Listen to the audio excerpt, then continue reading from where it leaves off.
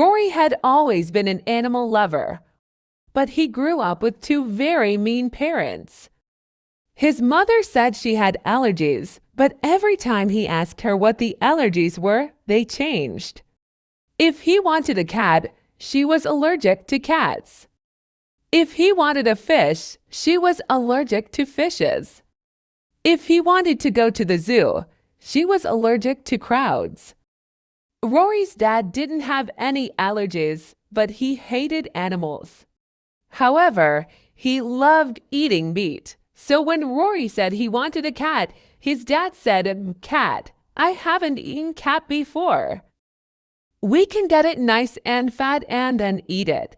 Then Rory cried and stopped asking for a pet. When Rory finished university, he moved to a small town, so he could have lots of space. The town had lots of dog parks, and it also had a cat park. Cat parks weren't normal, so she was very excited to go there. Rory thought a lot about what pet to get. Every day, she went to the dog park and the cat park. She talked to people and played with their animals. People told her that cats and dogs were hard to look after, but she didn't want to get a small pet. So one day, he got a big dog called Buck. Buck was an Alaskan Malamute, a big gray dog with lots of energy. Rory had always loved these dogs because they were social and loved to play.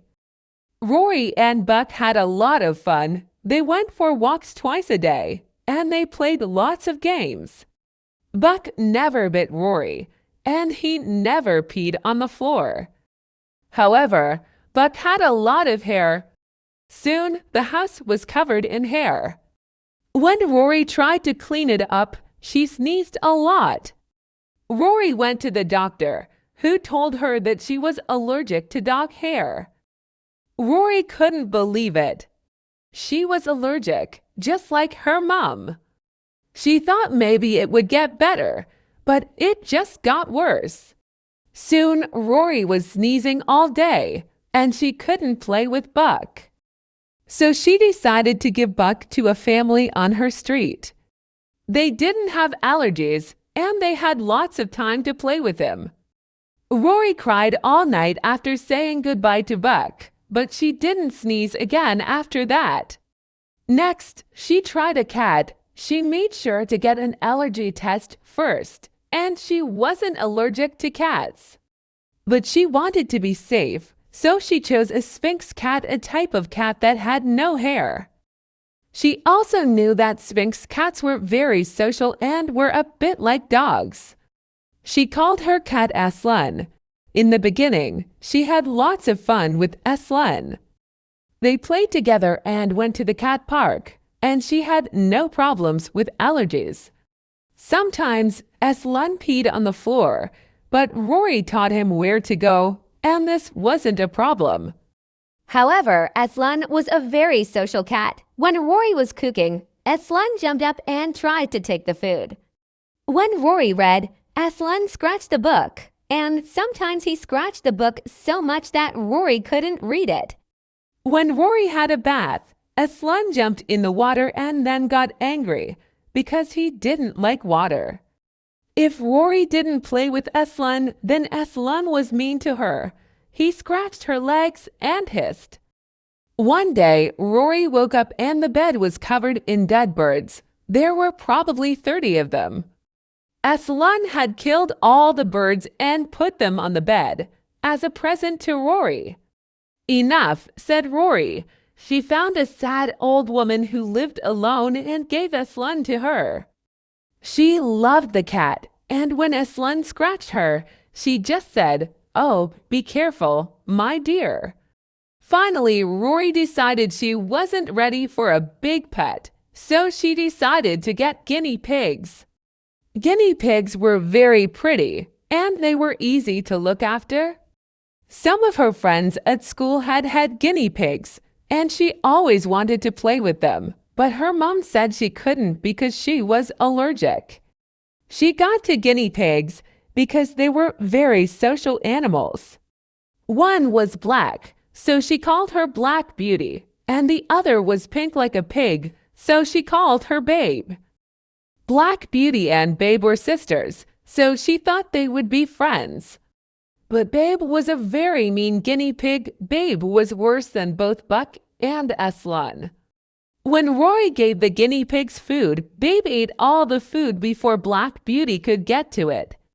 If she tried to give food to Black Beauty, Babe squeaked and bit her.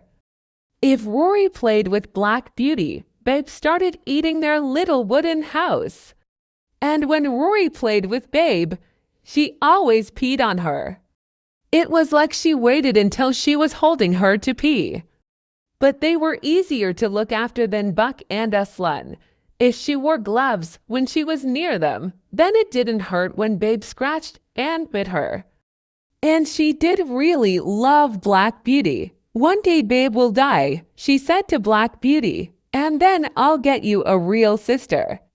That day did not come. One morning, Rory put on her gloves to feed the guinea pigs. The gloves were wet. Babe had peed in them. She didn't know how she had done it, because they slept in their little wooden house, which was locked. But Rory had stopped trying to understand Babe. She washed the gloves and then went to see them.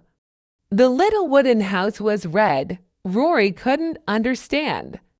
It looked like paint. Then she saw it. Babe's mouth was red, covered in blood. Next to her was Black Beauty's body. But it wasn't all there. Babe had eaten most of it. There was blood everywhere. The door of their house was covered in blood. Their food bowl was full of blood. Rory felt sick. The door to their house was open. Babe hadn't locked it. How could a guinea pig break a lock? But that wasn't the worst part. Babe could have run away. She could have run into the woods, but she chose to stay here. She wanted Rory to see this. She wanted her to see what she could do. She wanted Rory to be afraid of her. Rory took a deep breath and went to get his phone. She called the police. 5 years later, Rory loved her job, and she knew she was good at it. Her little shop won a prize almost every year. If you looked at the shop, you would think it was just a normal butcher's. Rory the Butcher, said the sign. Next to the sign was a happy picture of Rory holding a big knife. Under the knife there was a pig who did not look so happy. But this was no normal small-town butcher's. If you stayed in town long enough, you might hear the stories. Rory was wonderful with animals, they said. If you visited once or twice, you might think that she was an animal lover. People brought their pets into the shop and talked to her about them, but it was always pets with problems. People brought in angry dogs and mean cats. Rory never went near the animals, and she always held her big knife. When Rory knew a customer well, she waited until they were alone in the shop. Then she said, I'm selling a new kind of meat, you know? Just come with me into the other room. Oh, and bring your pet. Strange things happened in that small town.